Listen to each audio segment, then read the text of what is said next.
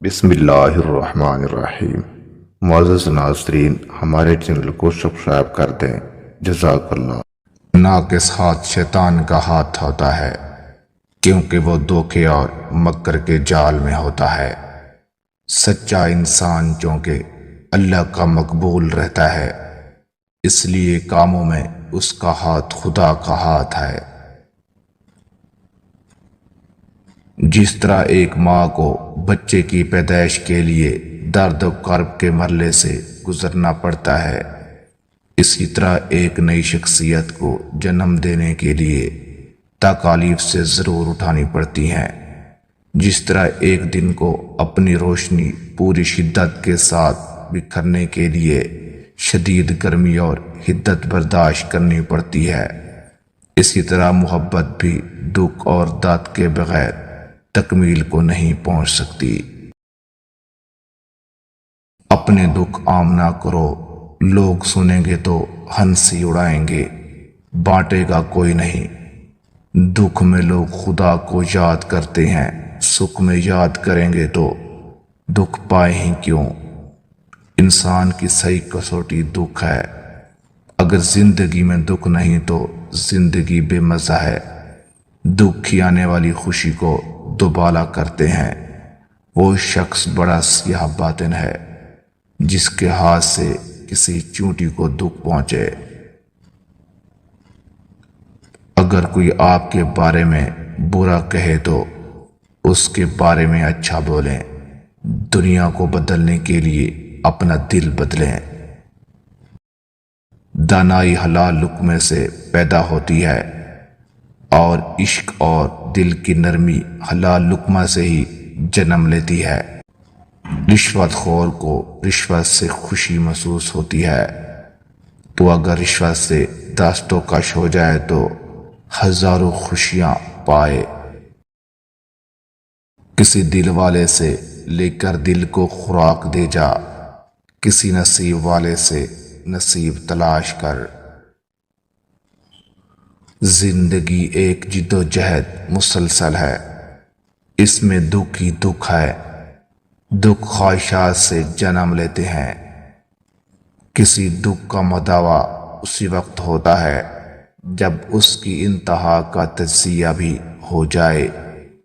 بے انصافی کرنے والا اس سے زیادہ دکھ اٹھاتا ہے جس سے اس نے بے انصافی کی۔ دنیا دکھوں کا گھر ہے۔ دکھ خود بخود پیدا نہیں ہوتا، بلکہ گناہ اور غلطیوں کی پیداوار ہے۔ مجھے دکھ یہ ہے کہ لوگ مجھے سمجھتے نہیں، لیکن اگر لوگ مجھے سمجھنے لگیں تو میں اور زیادہ دکھی ہو جاؤں۔ سورت دکھ درد کم کرنے کے لیے پیدا کی گئی ہے۔ خوبصورت چہرہ بھی بوڑھا ہو جاتا ہے، پرکشش جسم بھی ایک دن ڈل جاتا ہے، لیکن ایک اچھا انسان ہمیشہ اچھا انسان ہی رہتا ہے۔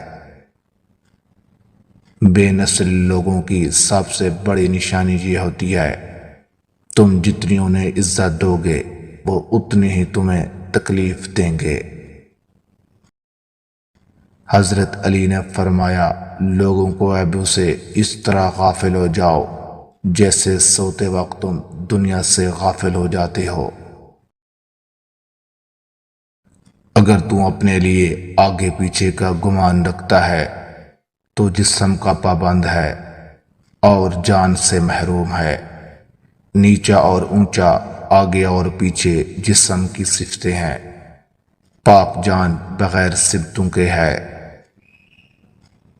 اللہ کو زبان اور دل کا سخت ہونا پسند نہیں، اس لیے اللہ نے ان دونوں کو بغیر ہڈی کے بنایا ہے۔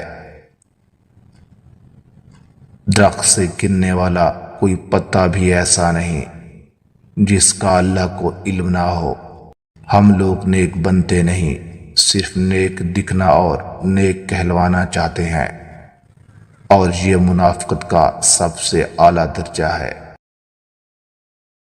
دعا عبادت کا مغز ہے، دعا بلا کور کرتی ہے، دعا کبھی بیکار نہیں جاتی۔ البتہ قبول ہونے کی مختلف صورتیں ہیں۔ دعا کے سوا کوئی چیز تقدیر کو بدل نہیں سکتی، نہ نیکی کے سوا کوئی شے عمر بڑھا سکتی ہے۔ جس کو علم ہو جائے کہ اللہ بڑے غور سے سنتا ہے تو پھر وہ اپنی کہانی کسی اور کو نہ سنائے۔ اللہ جب انتظار کے ذریعے آزماتا ہے تو شیطان دعا نہ قبول ہونے کے وسوسے تمہارے دل میں ڈالتا ہے۔